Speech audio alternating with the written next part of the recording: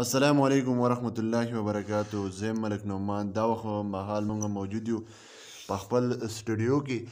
زمون سره داسې ملګری را سره چې هغه د مري ټوری کړی دی، نو هغه نه موږ تفصیل اخلو. السلام علیکم.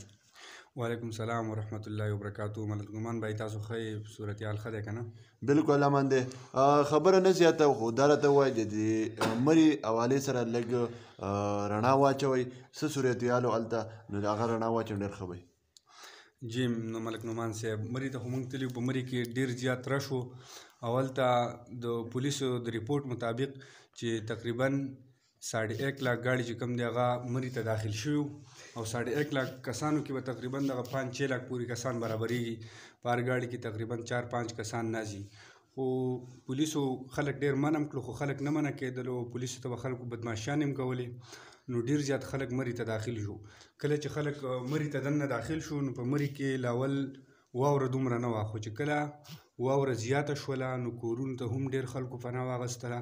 په دغه ټیم کې په هوټلو کې هوټلو والا ډېر زیاتیا وکړو چې هغې تقریبا په 20-25 هزار روپۍ باندې کمره ویله. نو حکومت له پکار دی چې دغو خلاف ښه زبردسته کاروایي وکړي. دا د خلکو د دغه نه بده پیده اوچتوي. نو دیو له خو پکار و چې دیو خو بلکې خلک پرې داخل کړل ځکه چې د مرګ خطره وه خلکو ته.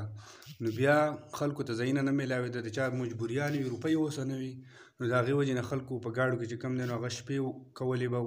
د شپې بیا واوره زیاته شوې وه، چې د هغې د لامله خلک پکې بیا ډېر زیات مړه شوي دي. ځینې خلک خو د مري نه بېرته راوتي، خو ټرافیک ډېر زیات جام و، د هغې د وجې نه ډېر زیات